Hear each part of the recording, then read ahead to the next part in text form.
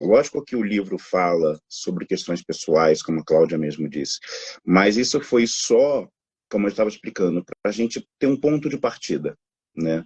O livro, ele não é um livro autobiográfico, ele não é sobre a minha vida e as coisas que eu vivenciei necessariamente.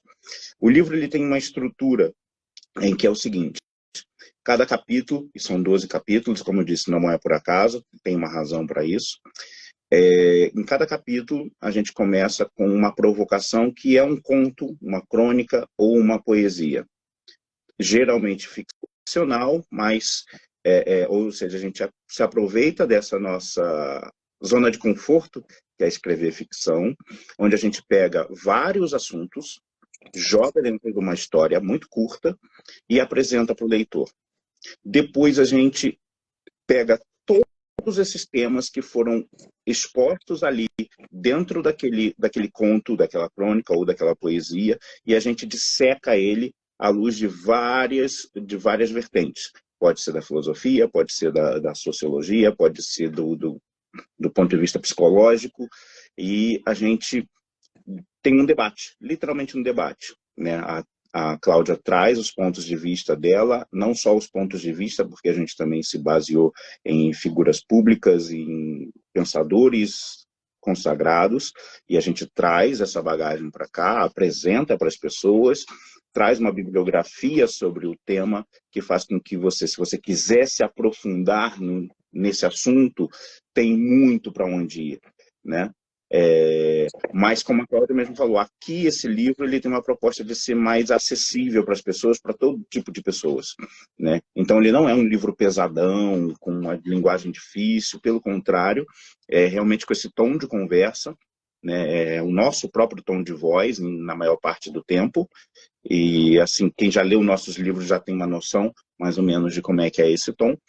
E, findada essa discussão, vem os tais exercícios que a gente propõe. E a ideia do exercício ela é muito legal, porque ela parte do princípio de que nós estamos provocando você à reflexão. E, obviamente, certos capítulos vão te provocar mais do que outros, porque você já vivenciou ou vivencia aquela experiência, e você tem ali a oportunidade de registrar aquilo que você está pensando e sentindo nesse momento que você acabou de ler o livro.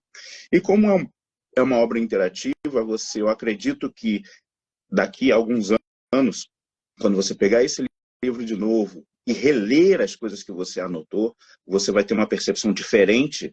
Eu espero que você tenha uma percepção diferente daquilo que você está vivendo nesse momento. Ou seja, você tem um registro daquele momento, daquilo que você estava sofrendo naquele momento, ou daquilo que você tinha convicções naquele momento, e poder confrontar com uma mesma pessoa, ou seja, você confrontar você no passado, e ver se você ainda é a mesma pessoa ou se mudou.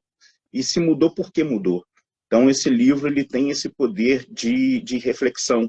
Por isso que ele não é um livro de autoajuda, ele é, como a gente coloca, ele é um livro de autoconhecimento. E a gente propõe um debate pessoal para que você faça essa reflexão em você sobre temas variados. A gente pode até dar uma pincelada, dar uma lida aqui rapidinho no índice do livro, que é uma das coisas que a gente estava conversando. Essa live aqui, ela é mais para a gente falar um geralzão desse livro, mas a gente tem um projeto de, no ano que vem, fazer 12 lives, né? Uma por mês, para debater cada capítulo com você. Então, assim, Isso é bem e legal. como eu disse, não é à toa, quando a gente começou a trabalhar esse livro, a gente procurou uma estrutura para a gente escrever, e que a gente utilizou muito essa questão dos 12 meses mesmo, né? Então, ou seja, aquilo que arquetipicamente está ligado a certos meses, até os signos, né, do zodíaco. Não que a gente faça um livro sobre zodíaco, não é isso, mas a gente pegou emprestado algumas características, né, e começou a utilizar essas características como temas para serem debatidos dentro do livro, né? E, lógico, ele não isso foi só um ponto de partida. O livro transcende isso em muito, ele vai muito além disso. Então, acho que seria legal, se você quiser, Cláudia, dar uma lida no índice, em quais são os temas principais de cada capítulo, e assim as pessoas vão entender um pouquinho melhor. Sim. Então, a gente fez uma introdução, né, que é o título do livro, Quando as Palavras Deixam Marcas, que já posso dizer para vocês que já na introdução já emociona, porque toda vez que eu leio eu emociono, mas eu sou dessas também, mas é lindo, gente. Aí no capítulo 1, modesta pra caramba também Pô, eu sou, né, Fabão? é, Não, esse eu acho que é uma característica assim, de uma mulher virginiana, gosta de vermelho, né, então assim, eu me garanto. Olha, o capítulo 1, gente, é o seguinte, o renascer de uma mulher. Mas não estamos falando aqui de renascimento no sentido de empoderamento, empreendedorismo, não. Esse capítulo foi direcionado ao ninho vazio. E dentro desse capítulo a gente trabalha traumas da infância, raiz das dores, maternidade romantizada, que é um grande problema no Brasil hoje, talvez no mundo todo, a síndrome do ninho vazio, o que a filosofia tem a dizer e o que fazer. E aí tem os exercícios, né, que a gente intitulou de Agora é com você. Então é seu, não tem certo ou errado, é seu. isso. Capítulo 2, a gente falou sobre o rito de passagem, que a gente fala um pouco sobre brinquedos e troféus, o poder do exemplo, o que é maturidade, afinal. A gente fala essa transição, né, da juventude, da criança, do adolescente, para esse rito de passagem para a maturidade, que a gente, né, não é muito fácil, a gente sabe disso. Ainda hoje estava falando sobre isso, né, Ronaldo? Não é muito Sim. fácil. A gente dizer, olha, agora você é adulta e você dá conta. Às vezes sim, às vezes não. E Às aí, vezes precisa tudo de bem. ajuda. Tudo bem. Às vezes a gente não dá conta, a gente vai atrás dos amigos. Então, capítulo 3, O Santo Homem, que é uma poesia que eu fiz há muito tempo atrás. Cidadão de bem, será? Isso aí é os meus momentos de inflamação assim, com as coisas erradas no Brasil. Então, aí fala sobre o homem na sociedade moderna, entendendo o egocentrismo masculino, o novo homem, não apenas o sujeito que atende seu papel, respeita as pessoas, e começa por você. Aqui a gente fala um pouco dessa questão da cobrança social em cima do homem, dessa criação que vem lá dos primórdios, essa coisa que o homem tem que ser forte, tem que aguentar, tem que fazer isso, tem que fazer aquilo. E a gente fala um pouquinho sobre isso, a gente fala sobre esse egocentrismo masculino, que não é sobre o homem ser egocêntrico, é todo o processo estrutural. E a gente fala também sobre esses novos homens. Estou vendo um bate-papo de Balu e Vivi, estou tentando acompanhar, mas eu sou ceguinha, então assim. É, e aí, assim, o novo homem, né, esse homem que vem hoje despertando mesmo para o seu papel na sociedade, seu papel no casamento, né, não existe mais aquele homem que fala, eu ajudo a minha esposa. Né, esse novo homem sabe que é deles, é dos dois. Então, eu ajudo com meu filho. Não, você não ajuda, você é pai do seu filho. Então, esse novo homem tem vindo com essa visão. E o capítulo 4 a gente fala do homem dos meus livros, que é o capítulo que eu falei que eu fiquei com medo de ser cancelado. É quando a ficção coloca a pessoa em perigo, quando a ficção te coloca em perigo, como identificar um agressor, e o cara que pensa em você toda hora. Fiquei até com medo do Roberto Carlos me processar, mas acho que não.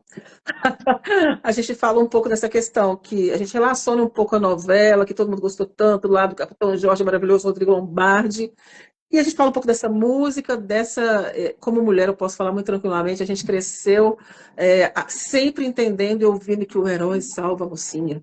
Então, por mais que a gente seja independente, aquela mulher, não gosto muito dessa palavra, mas por mais empoderada que nós possamos ser, a gente ainda tem no nosso inconsciente aquela mulher que é um mocinho lá para proteger. É tanto que ainda há esse fetiche da mulher pelos homens das Forças Armadas, da Polícia Militar, Polícia Civil, das forças, né, do pessoal da segurança, vem muito essa questão aí dos heróis, né? Quem que é o herói de hoje? Às vezes não muito, né? Mas a gente, né? Os livros aí, eu posso dizer porque eu sou a rainha dos fardados e a mulherada ama os meus fardados, tá? Todos são do bem, tá, gente? E aí tem o capítulo 5, que eu vou te apresentar uma pessoa. Aí a gente fala aqui de sonhos, bem-vindo à minha casa, mudar é bom, mas e quando princípios e valores? Evoluir pela admiração. Esse é um capítulo complexo, que foi, Ronaldo deu muito tom nesse capítulo, confesso, mas é muito bom, viu, gente? Leiam, se identifique e façam exercício. Porque quando a Capítulo gente 6. fala de mudança nesse sentido aqui, não está falando de mudança física, né? Não é Não, você não, não, mudou de cidade, não é não. isso. É mudança mesmo, partindo do princípio de que as pessoas mudam, né? Sim, E às vezes a gente não acompanha a mudança do nosso amigo. E como sim, é que a gente se sente em relação a isso? E às vezes a gente precisa ter essas pessoas até como exemplos, né? Então a gente pode aprender muito com esse tipo de coisa. mas ao mesmo tempo tem essa questão ética, né? Que às vezes as mudanças nem sempre são para o bem.